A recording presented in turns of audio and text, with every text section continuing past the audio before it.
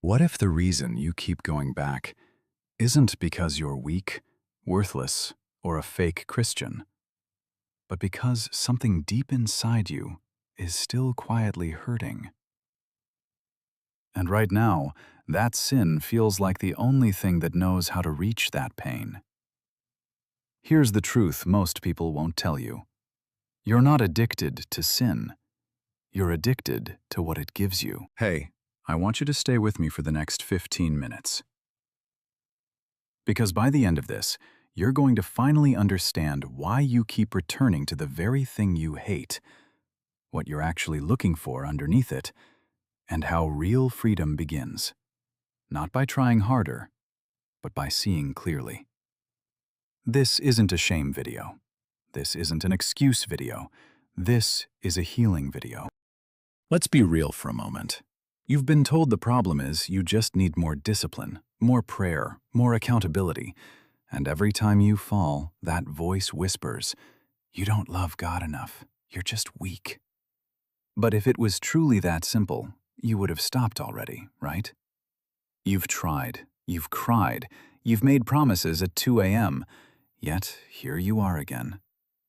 So maybe the real issue isn't that you love sin too much. Maybe you keep going back because a part of you is still desperately needing the relief, the comfort, or the escape that sin temporarily gives. That one shift in perspective changes everything. Now let's talk about the real reason you keep going back. Sin is not random. Sin is functional. It's doing a job for you. It's serving a purpose in your life, even if that purpose is slowly destroying you. Let me break it down so you can see yourself in this. When the anxiety, stress, and overwhelming pressure of life get too loud, that sin numbs the pain. It acts like emotional anesthesia. For a little while, the racing thoughts slow down, the tightness in your chest eases, and your mind finally gets quiet. When everything feels completely out of control, your job, your marriage, your finances, your future, that sin gives you a sense of control. At least in that moment, you're the one choosing. You're not powerless. You're in charge, even if it's just for a few minutes. When you're lying in bed at night, feeling invisible, unwanted, and deeply lonely, that sin replaces intimacy. It gives you a quick illusion of connection and closeness, even though you feel even emptier and more ashamed the moment it's over. When no one around you seems to truly understand what you're carrying, the shame, the pressure, the secret battles, that sin becomes your secret comfort. It's always available. It never judges you in the moment. It feels like the only friend that shows up when you need it most. And for those of you who feel emotionally numb, hollow, or completely dead inside, that sin makes you feel something, anything. Even if the feeling is guilt or regret afterward, at least you're not staring into the void of emptiness for those brief moments. This is why you hate what you're doing, but you still return to it again and again. Because in your deepest, darkest, most painful moments, sin shows up faster than anyone else. It delivers quick relief. It feels like the only thing that understands your pain, the only thing that actually gives you something in return. You're not crazy. You're not weak-willed. You're not a failure. You're coping. You've been trying to heal a very real wound with a very broken tool, and that's exactly why it keeps failing you every single time. Let me say this as gently and honestly as I can. Every time you open that website again, every time you explode in anger, every time you tell another lie to cover up, every time you reach for that drink, that purchase, that validation, you're not choosing sin because you love it. You're choosing it because, in that painful moment, it feels like your only source of relief. And here's the good news. God sees every single one of those moments. He doesn't shame you for needing relief, but He loves you far too much to let you keep settling for something that only makes the wound deeper. Here's the truth that changes everything. You're not just fighting sin, you're protecting a wound.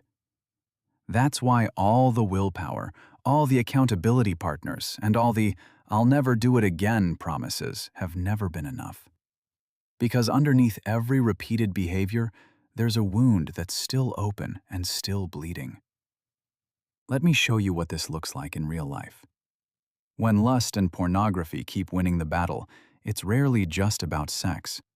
It's often a deep intimacy wound, the lie that whispers, "You're not enough, you're not desirable," or "No one will ever truly love you."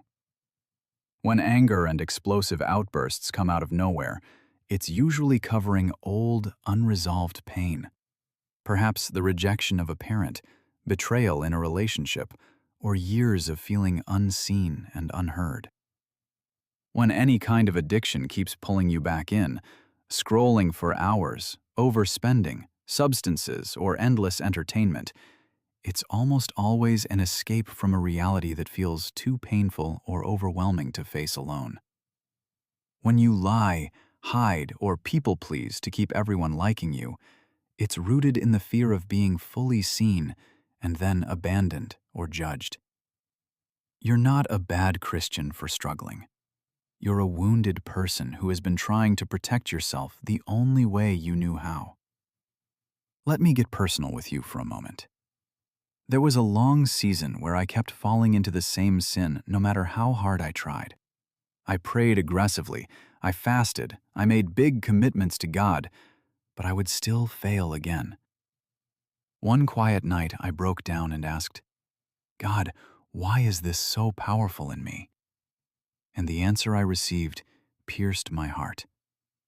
"Because you're still trying to heal a wound that you've never let me touch." That moment changed my life. I realized I wasn't really fighting sin. I was guarding an old, hidden pain I was ashamed of.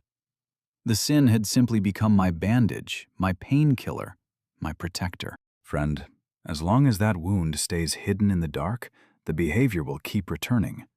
You can white-knuckle your way through for weeks or even months, but until the root is healed, the fruit will stay the same. This is the shift most believers never make. They keep begging God to remove the sin, while He's gently whispering, "Child, let me touch what's underneath." So now you understand the wound. But why do you still feel trapped? Because you're not just stuck in sin. You're stuck in a cycle. Let me show you how it works. Pain. The wound gets triggered. Loneliness, stress, shame, fear. It rises up. Sin. You reach for the quick relief. It numbs, distracts, or comforts you for a moment. Guilt and shame. The high wears off, and the heavy weight of guilt crashes in. I'm so weak. I'm a failure. God must be disappointed. Promise and apology. You pray, you cry, you say, "Never again." You feel sincere, for a while. Back to pain. Life continues. The wound is still there, untreated. The same trigger comes back, and the cycle repeats. This is the loop millions of sincere Christians are trapped in. You think you're addicted to sin, but the truth is harsher and more hopeful at the same time. You're addicted to the cycle of temporary relief. The Apostle Paul described this exact struggle in Romans 7. "I want to do what is right, but I can't. I want to do what is good, but I don't. I do what I hate." He wasn't weak. He was stuck in the same cycle, until he discovered the only way out. Friend, you're not failing because you don't love God enough. You're stuck because the wound has never been properly healed, and no amount of trying harder can heal a wound that God never got access to. So what does all of this mean for you right now? If you only keep focusing on removing the sin, white-knuckling, making new promises, adding more accountability, without ever touching the wound underneath, you will stay trapped in the same cycle for years. That's not because you lack faith. That's because you've been using the wrong strategy. God is not sitting in heaven simply trying to stop you from sinning. He's trying to heal you from the inside out. He doesn't just want better behavior. He wants a whole, restored heart. Every time you've tried to quit in your own strength, you've only been cutting the fruit off the tree. The root stayed alive.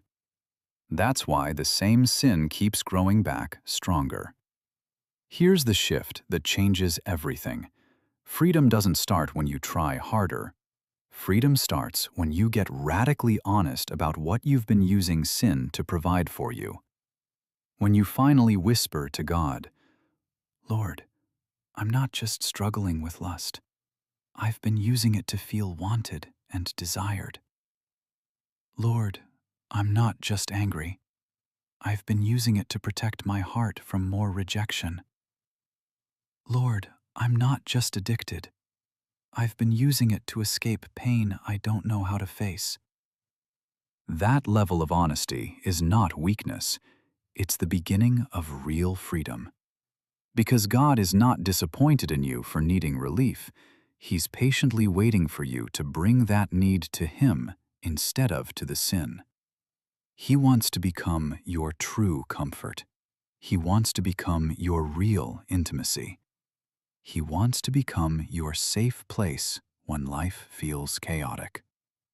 He wants to become the one who makes you feel something real and lasting, not by forcing you, but by loving you into wholeness. This is the invitation Jesus is extending to you today. Stop white-knuckling through life.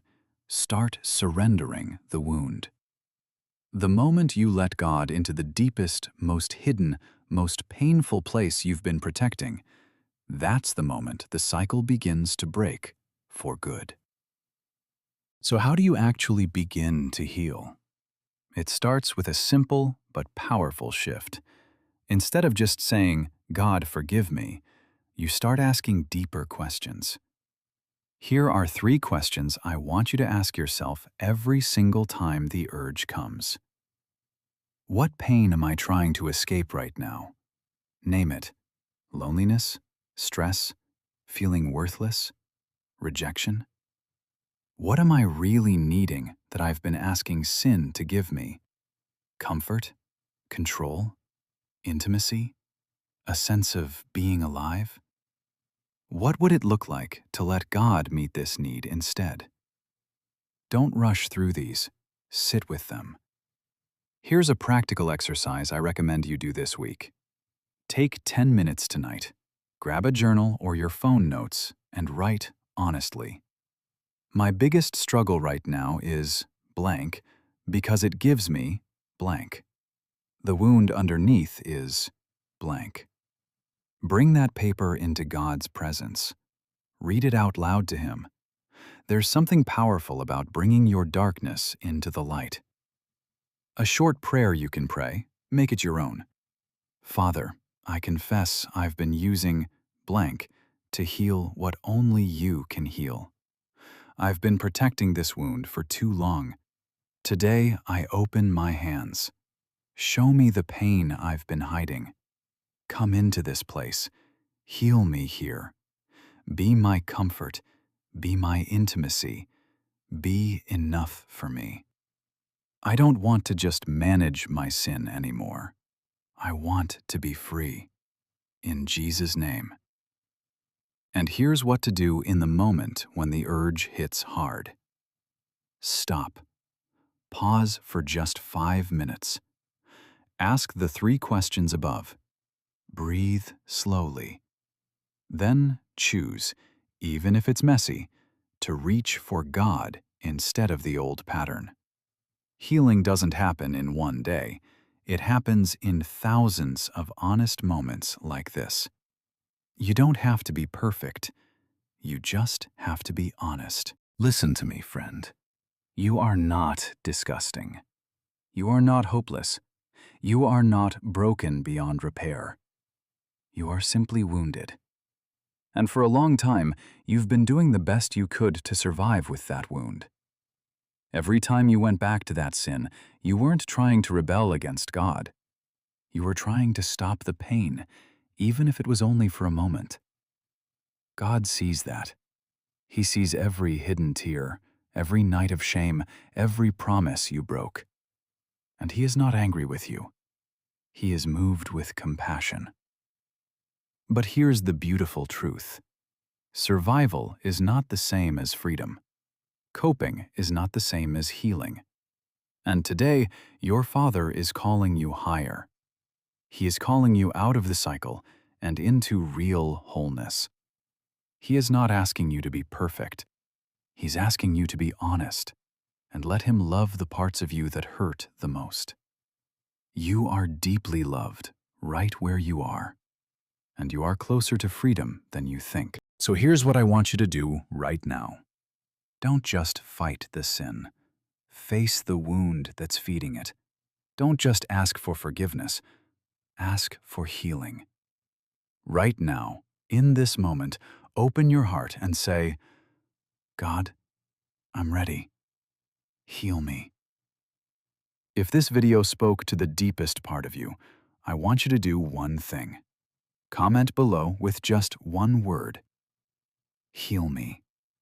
I'll be praying for every single person who types it. You are not alone. Your healing starts today. See you in the next video. God bless you.